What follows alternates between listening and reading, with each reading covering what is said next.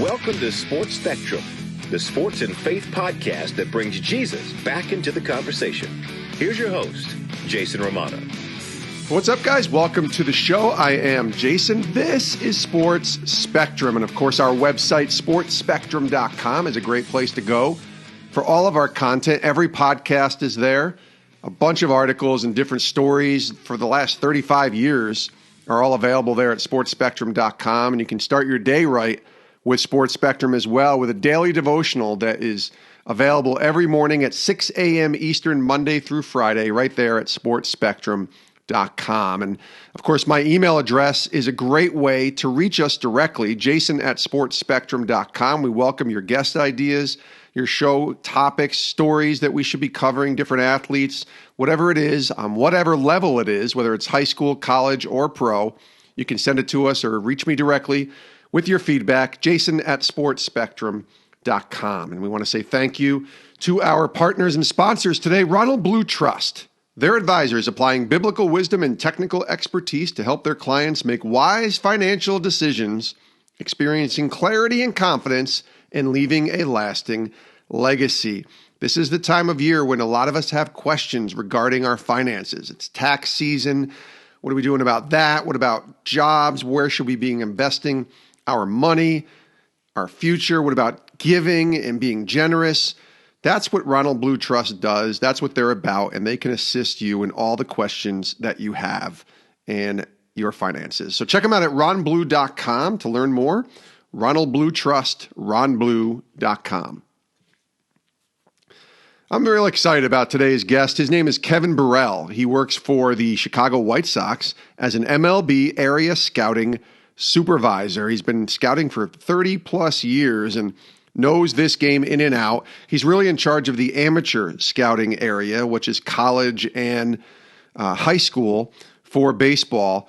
So Kevin's been around the game a long time. He was actually a player before he was a scout. He was selected in the first round, a first-round draft pick back in 1981 in the MLB June amateur draft by the Boston Red Sox, and he bounced around in the minor leagues for many years and never made it to the major leagues as a player. He reached as high as AAA in 1987, 89, 90, and 91, but never made it to the majors, and then he was done playing pro ball at the age of 30 in 1992 and turned his attention to scouting. So we talk a lot of baseball, a lot of what scouting entails with Kevin. But even more, Kevin is using his role in baseball as an opportunity to point people back to Jesus, as ministry, discipleship as an MLB scout. What does that look like? We talk a lot about Kevin's desire and his heart to make discipleship makers. It's a real good conversation here with Kevin Burrell. Take a listen as he joins us here today on Sports Spectrum.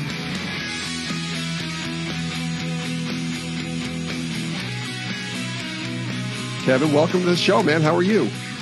Man, thanks so much, Jason. I appreciate you having me. I can't wait. I've been looking forward to this. Doing great. Good. It's good to have you. Good to see you. And now we're in 2021, and we're praying and hoping that, we have a season and we have, a full, what can be as close to regular season as we can for Major League Baseball. But your role is a unique one because you're in the amateur scouting department for colleges. So I'm wondering, why don't you start with just explaining what your role is with the White Sox? Sure. So I cover all of the state of Georgia and all of the state of South Carolina for the White Sox organization. And in their amateur department, we have two different departments. One is a pro department, one's an amateur department. So I'm in the amateur department for the draft, and I've been covering this area for quite some time. So, my job is to certainly go out and scout and evaluate the prospects in both states, in college, in the NCAA, in junior college, in high school. So I'm responsible for those two states. So I supervise this area and oversee this area for the draft for the White Sox. You've been doing this for how many years now, Kev? What year is this? Well, I started scouting in 1992. Okay. So through a transition, I started actually with the White Sox working as an area supervisor, and then I transitioned to the Boston Red Sox and the Houston Astros for a period of time as their national cross-checker. So I went all over the United States And I did that for about 10 or 12 years. And then I transitioned back to the White Sox organization, working back in the area. And I'd missed so much time with my family, traveling the country for so many years. And I just wanted to kind of dial it back and get back into an area and start signing players again and scouting an area. And I didn't have to be on a plane so much. Well, the role can be a very thankless role as a scout, right? Because like you said, you're traveling in the midst of maybe what would be, I don't want to say the worst time, because it's not a bad time. You're doing a pretty cool job, but in the moment where you're most busy, how many times are you on the road during the year? 200, something like that?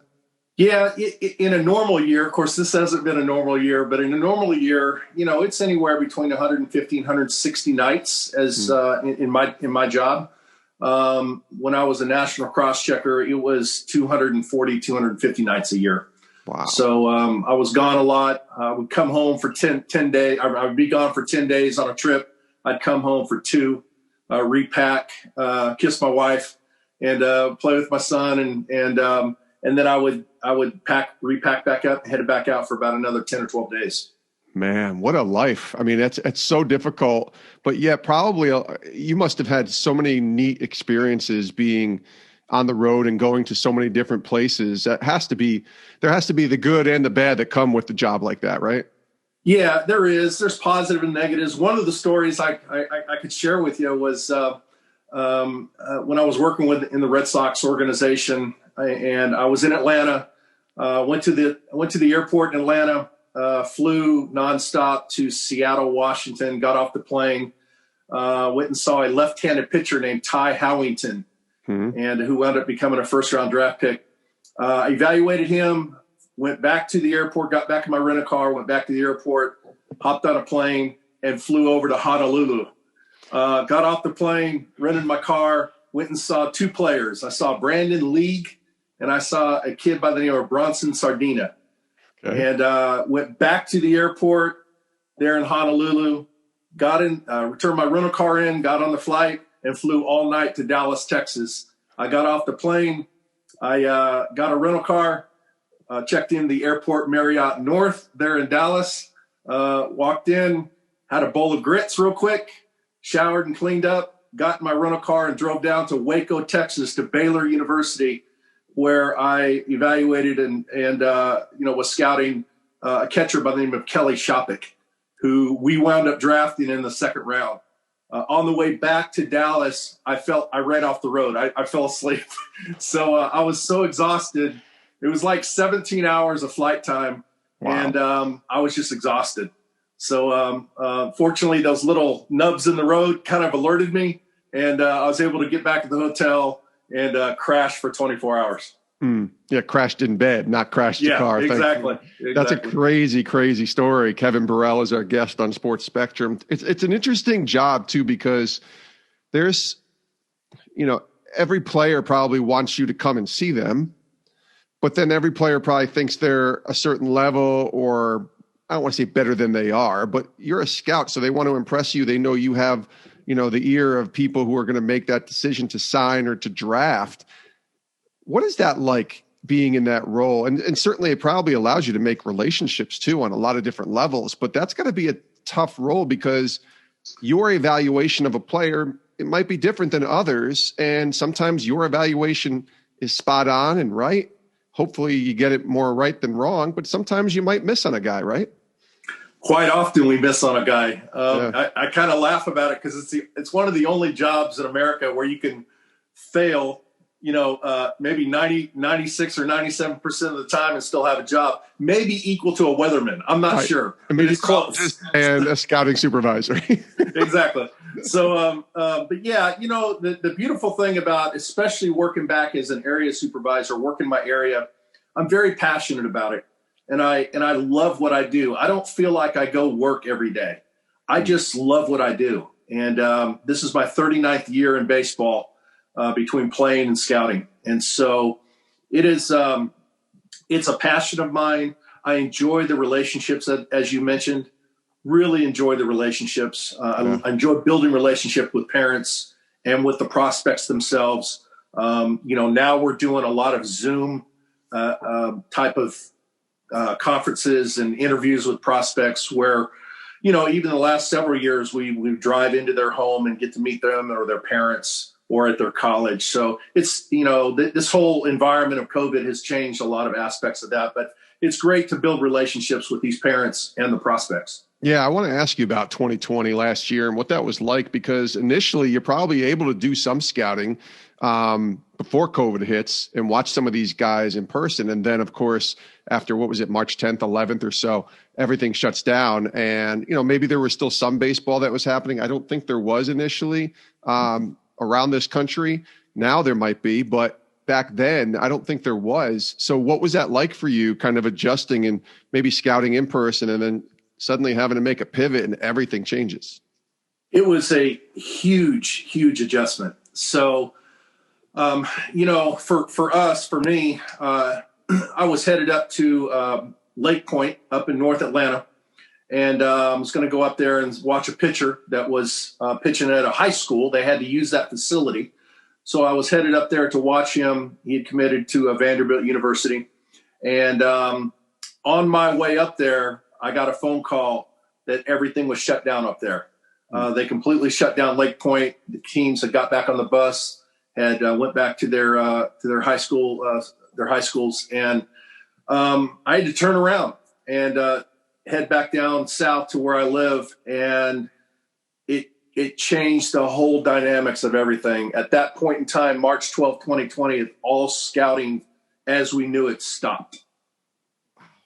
So then what? So what's the pivot? What's the first pivot, the big pivot that you had to make? Obviously learning how to use Zoom, which is what we're taping this conversation on, was one of them. But what's the pivot that you had to make? Did you have to gather around and talk to your bosses and your coworkers and say, okay, what are we doing now? How are we still going to be able to get our job done? And were you able to get your job done? Because I think the draft, if I remember, it was only like 4 or 5 rounds, right? In 2020, It was a shorter draft, so it looked completely different. A lot of guys that you might scout and maybe get later in the rounds, that didn't happen this year.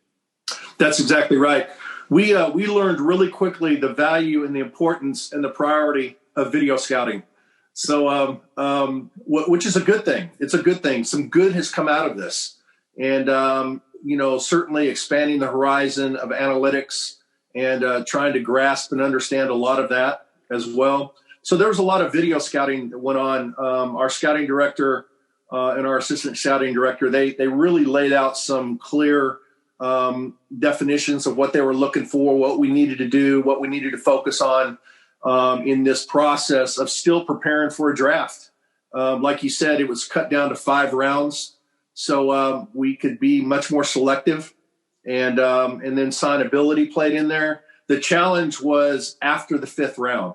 After the 5th round, we could still sign players for $20,000 max. That was it. So we had to figure out which players had interest in signing for $20,000 and which ones didn't. So there was a lot of work. There was actually a lot of work done from our home and from our home offices of trying to really a lot of phone work, a lot of video work to try to piece together and put together this just challenging draft.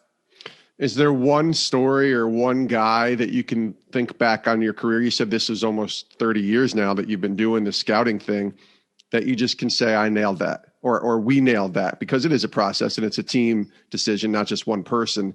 But one where you said 96, 97% that you might miss on, that you might, not have that, fortune of getting the right guy. But then there's that 3% or so that you get and you just nailed it. Is there one that kind of sticks out for you, or maybe a couple? Yeah, there's actually a couple. And, of course, I've signed a lot of players as an area scouting supervisor, directly responsible as an area. But the two that really stand out was when I was a national cross-checker, once with Houston and once with the Red Sox. In particular, I was down in Florida, and our area scout, a gentleman by the name of Luke Wren, covered Florida. And Luke had University of Florida as one of his schools that he covered. And so we got up to the draft, and our scouting director kind of looked at me across the table, and he said, hey, here's the draft board. Do you see anybody up here that has some interest in, or do you think that could fit in a role at Lowell, which is Lowell, Mass., which is our short season A-ball team? Sure. So he said, hey, we're just looking for somebody that's an infielder, somebody that has some ability that can fill in a role up there. I said, yeah, I saw this guy. I saw, his hands are okay. His speed was a little short. His arm was a little short. He's a contact bat guy. He puts the ball in play, knows how to play the game. Our area scout, Luke Wren, likes him. He did a great job on covering him. So he goes, can he play at Lowell? And I said, yeah, sure he can. So he said, well, let's take him. So we drafted him.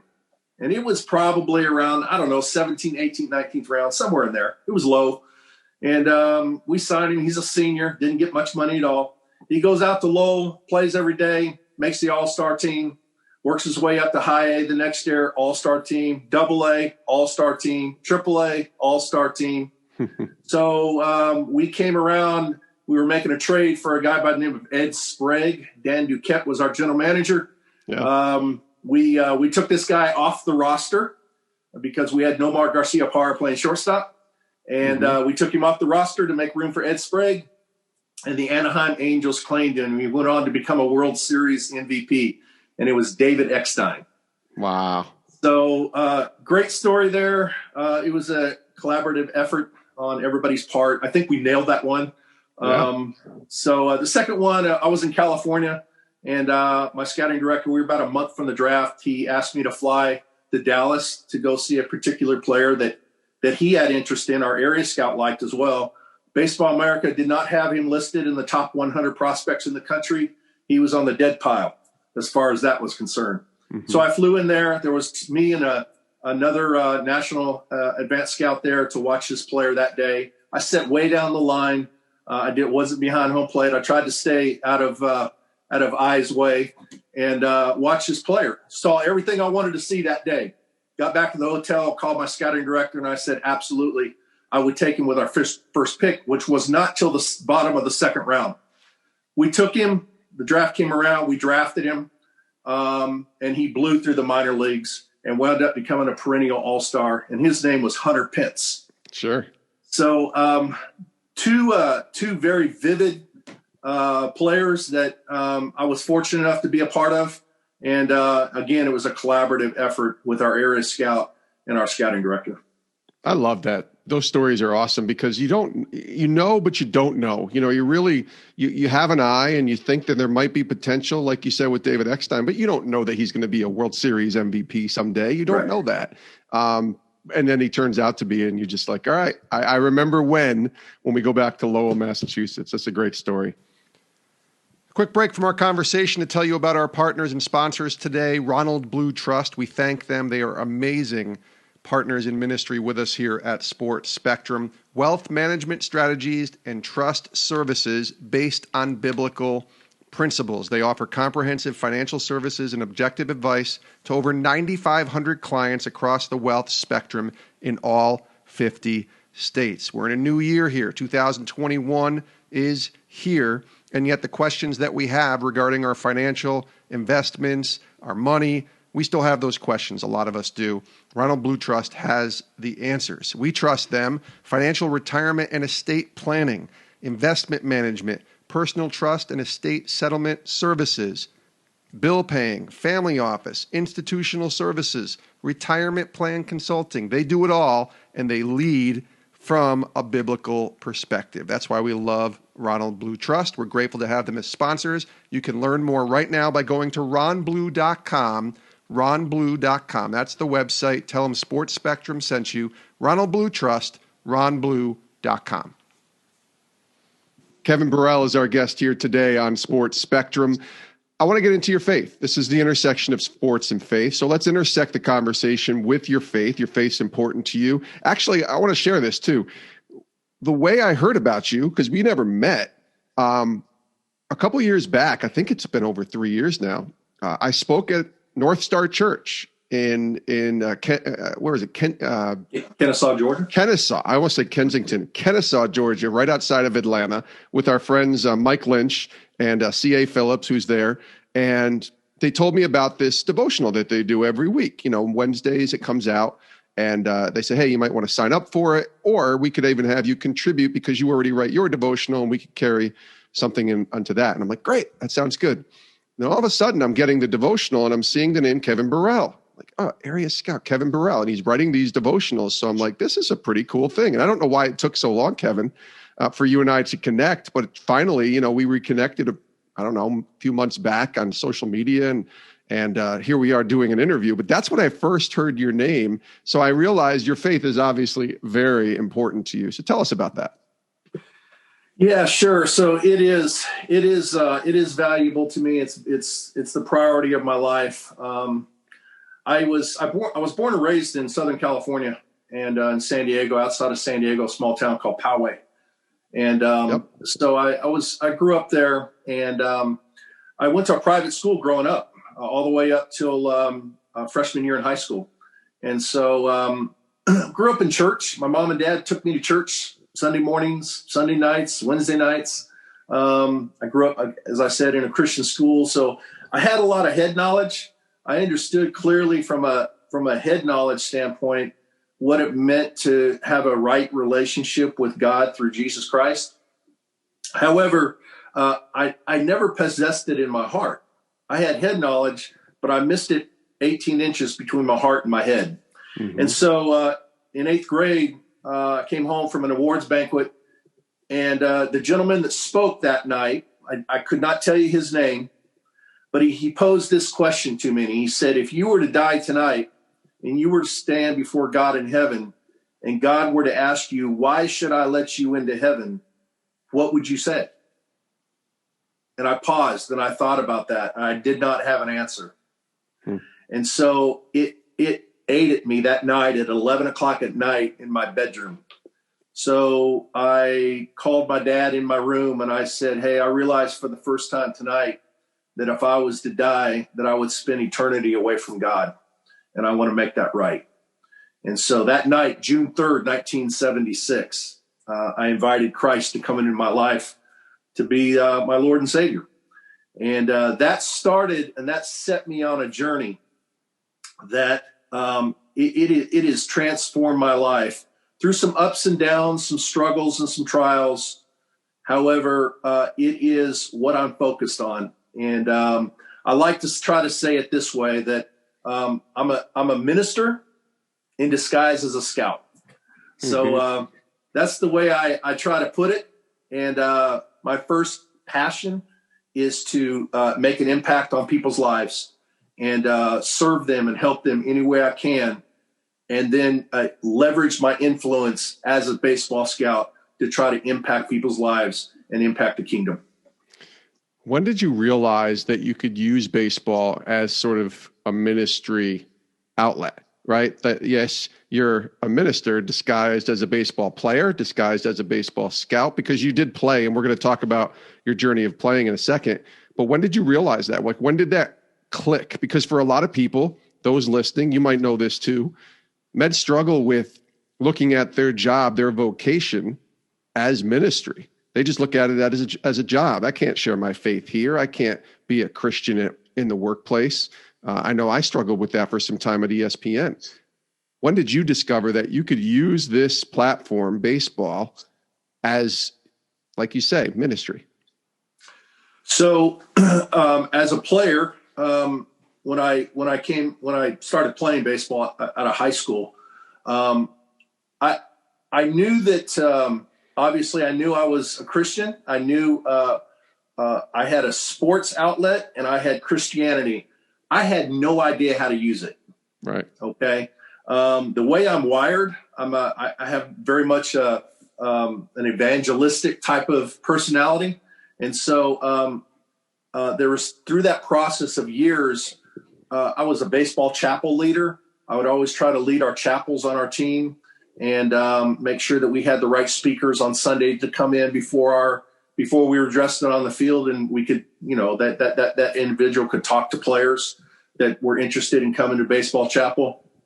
But it wasn't until I finished playing when I clearly understood this process of what it meant to be a disciple and then what it meant to make disciples.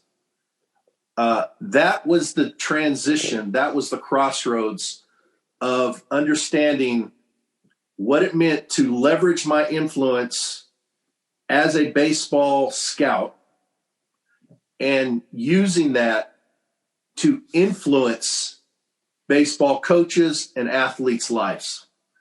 And that there's a process to that.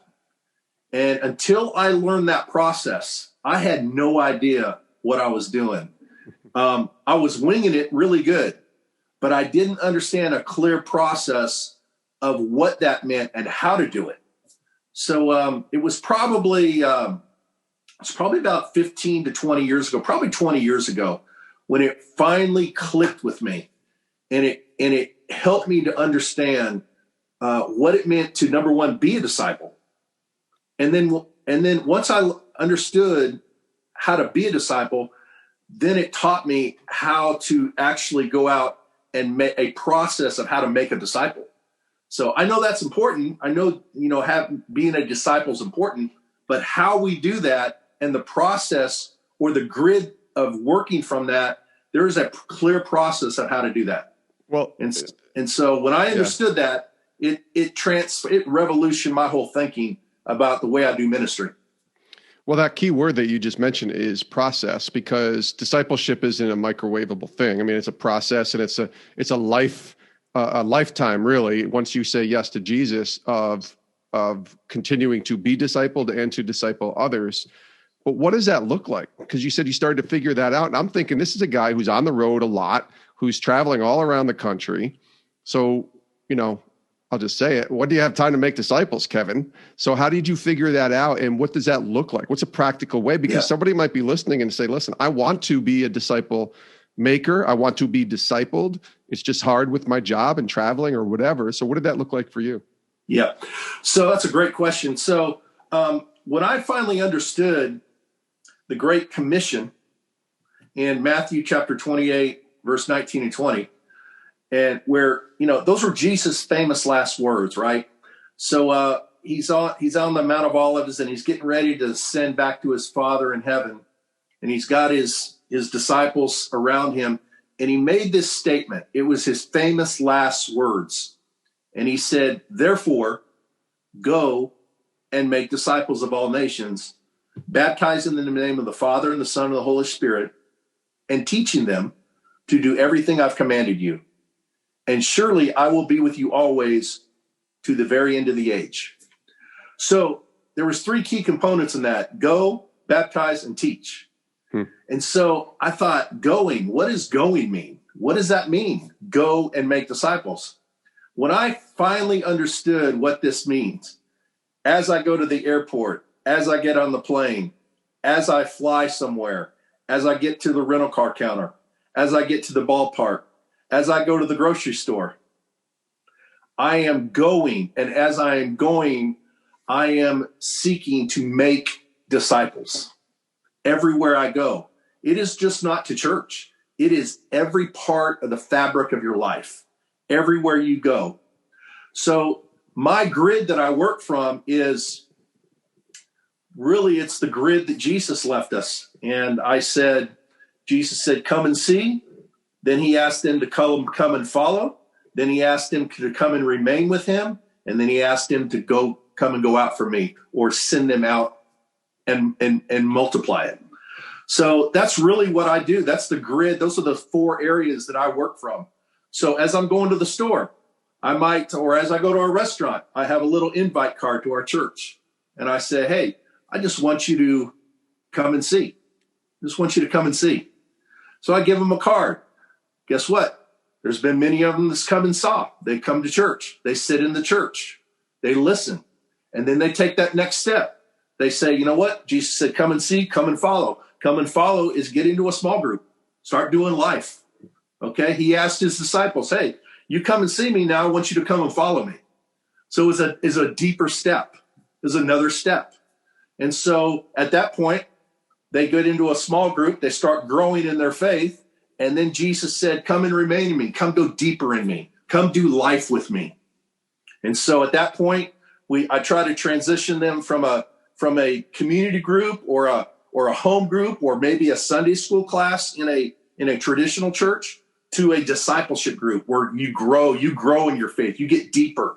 You start really understanding the principles of Christ. And then that point, the next goal of that is to train them so that they can then go out and multiply it and reproduce it and start their own. And so that's the grid I work from. So it's 4 steps: come and see, come and follow, come and remain, come and go out. That's really I well reach said. out. I reach out, I plug them in, I build them up, and I send them out. That's really my grid that I work from. And that is the process that Jesus used. And that's the process that if it's good enough for him, then it's good enough for me. Absolutely. The greatest leader of all time, as I say, Exactly. Jesus, there's no doubt. Before we wind down here, I do want to mention you were a first-round pick back in 1981 in MLB amateur draft, speaking of drafts and speaking of scouting. So you were a highly touted prospect coming out, I have to imagine, if you're a first-rounder by the Red Sox.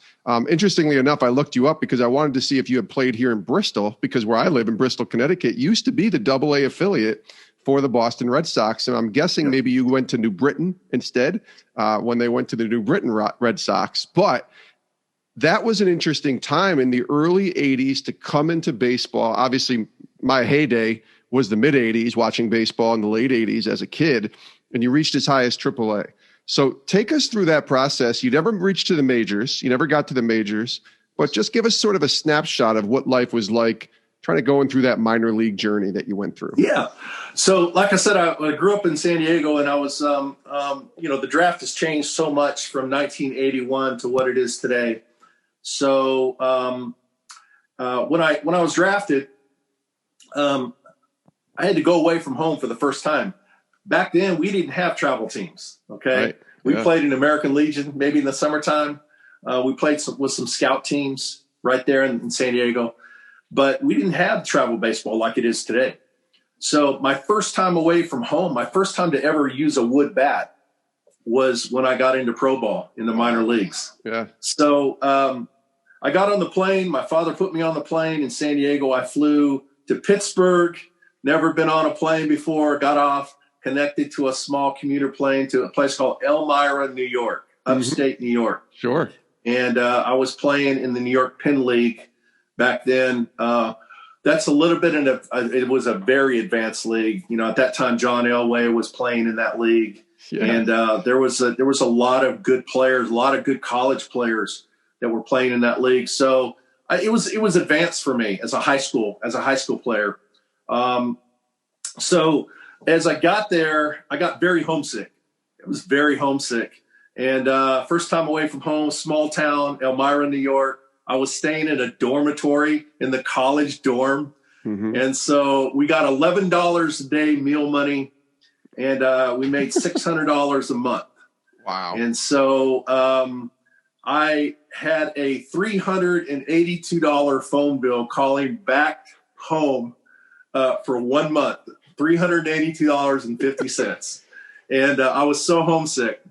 But it started a journey. It started a process of really understanding what it meant to be a professional. And, I look back now, and there were so many guys on that team. Well, we had 40 guys on that team in that league that year in 1981. And we had several guys that got to the major leagues off that team. So, yes, it was a process. I played with the Red Sox organization, and then I was involved in what's called a Rule 5 draft in the wintertime. And the New York Mets came by and selected me off the unprotected list, and I was Rule 5 drafted to the New York Mets organization. And they wound up went to Major League Camp with the 1986 Mets, and I was with them. Yeah, it was really cool. And even today, I have a lot of friends of mine on that team that are still around. And so, yeah, I was in big league camp with them, got sent down. At that time, Gary Carter was a catcher, and Barry Lyons was a catcher, and John Gibbons was a catcher, and Greg Olson was a catcher, and I was a catcher. So catching was really stacked up in that organization. And so from there, I was involved in a trade to the San Francisco Giants organization, where I played out in Phoenix in AAA with the Giants. Went to big league camp out there a couple of years with them. Was sent down, and then from there, I wound up signing as a free agent with the Kansas City Royals organization, and in 1988, and went to 4 major league spring trainings there, and got sent down every one of them. And so it was year after year of getting the opportunity to go to major league camp, and some were relatively quick getting sent down. Some of them were a lot longer, and but never got a chance to break with the club. And so at that point in 1991, I had an elbow injury in 1990. It never really came back 100% like it was at one point. And so I decided to play the 1991 season. It was never the same. And I transitioned out of playing in 1991 and started scouting in 1992. So, well, I don't know if you know this, maybe you do. I'm a Mets fan from the 80s. I mean, 86 is my team, and Darryl Strawberry and Dwight Gooden are the baseball heroes of mine at 13 years old. So is there a story I mean, you weren't there the whole season, but that training camp, I mean, there's books written about that 86 team on all different levels because of the craziness of it, what they were able to achieve. Did you see the talent when you were in that spring training in 86, like, oh, this is going to be a 100-win team? They won 108 games that year in the World Series. It was by far the organization that I played in that had the most depth of talent. Yeah. And it was so interesting because Doc Gooden, I would catch him in spring training, and Strawberry was there. Keith Hernandez was there. Kevin Elster was there. Sure. There were so many. Keith Miller was there. Yeah. There were so many. So that the depth of talent was so deep, and Gary Carter was very gracious to me. My locker was a couple down from him, and he was very gracious to me. Very kind, always helpful, and I know he's no longer with us, but I will always remember that man because he was a huge help to me personally as I walked through that period. Yes, super talented team, free spirited in spring training. They did what they wanted to do, and they were just so gifted. They were so talented. And Davey Johnson was the manager, and it was just an honor to get to be around all those players. I have a picture up in my office of that team, of that spring training picture, and I'm up in the top left row. Mm-hmm. And it's just a really a fascinating time for me personally in my life. Yeah, it was for me too, obviously as a fan, but being 13, 14 years old, really until I graduated high school and watching those guys play. And, they won in some ways despite themselves because of some of the stuff that they were doing, and they lost some ways. They probably should have won more. I tell people that 88 team was probably as good as the 86 team with depth. But you get to the playoffs and it's just so hard to win. And you were a part of another championship team with the White Sox years later, obviously as a scout. But what was that like, kind of being a part of an organization and seeing another title? That must have been pretty neat. Yeah, actually, I came in just after that. I came back to the White Sox in the fall of 2007. I was with Houston before that, so it's real ironic because they played each other. They did, yes. So I did not get to I came in after the 2005 season, just after it. But, just the chemistry that these teams have to win a championship, it's huge. It's just huge. Just the chemistry that goes on. Sometimes you don't always have the best players. I always ask prospects now when I interview them. I said, okay, you have to take off your hat as a player, and now you're the manager.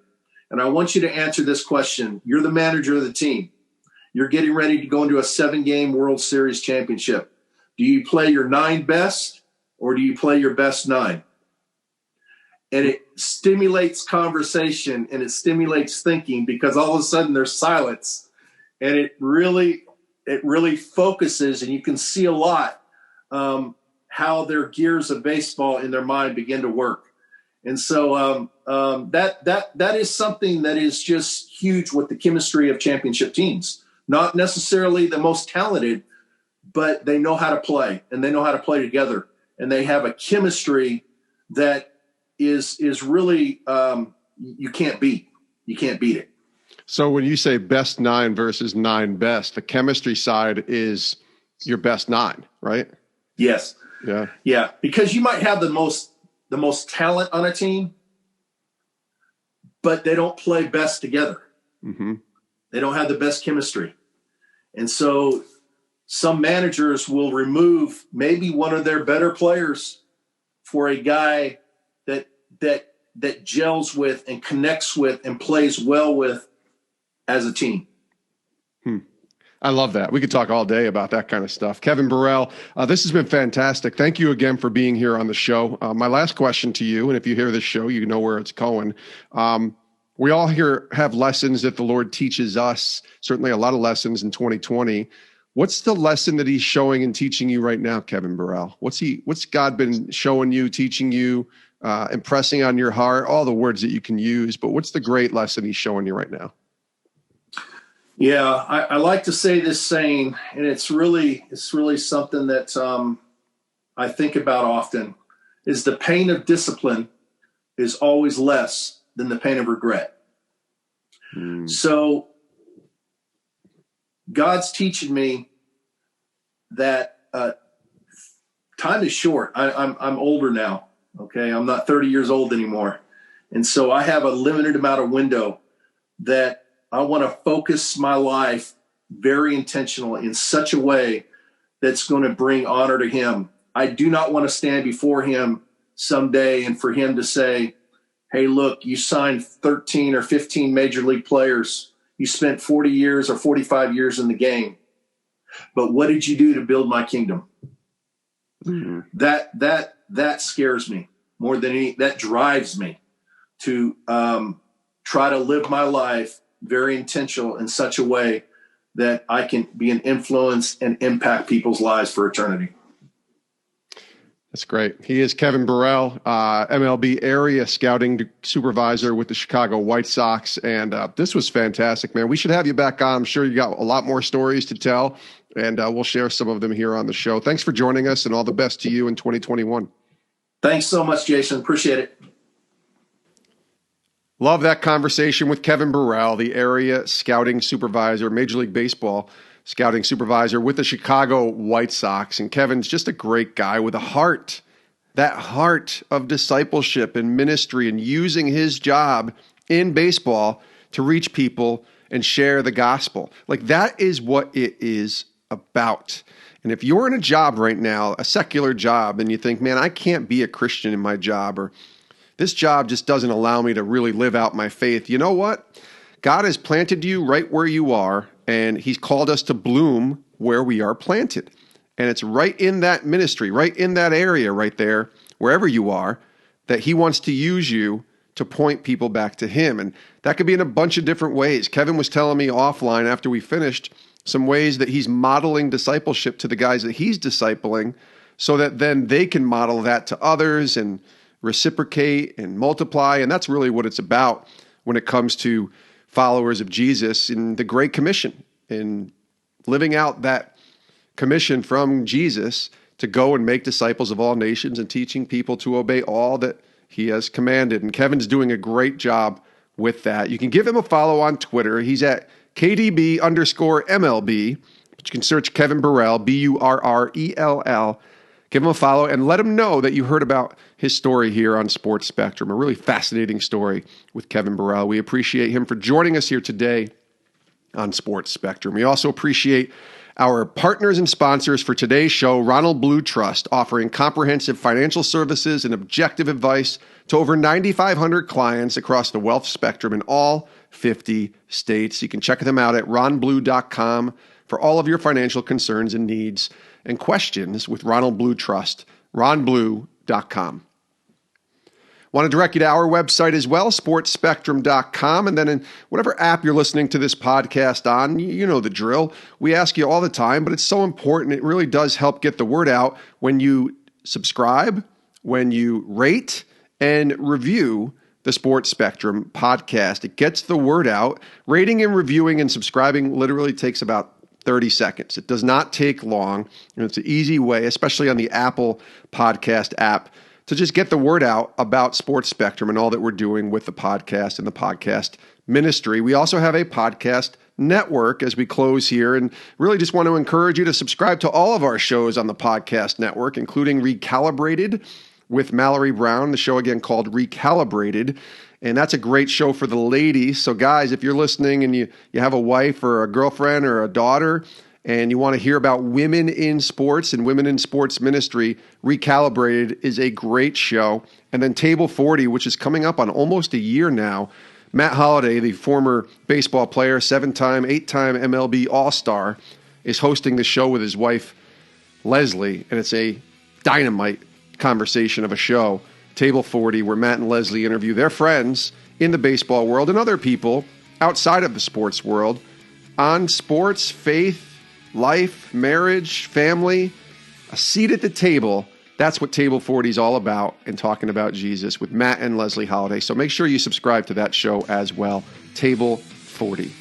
We're so thankful you tuned in. Thanks for joining us, and we'll see you next time right here on the Sports Spectrum podcast. I hope you all have a great rest of your day. And please do stay safe.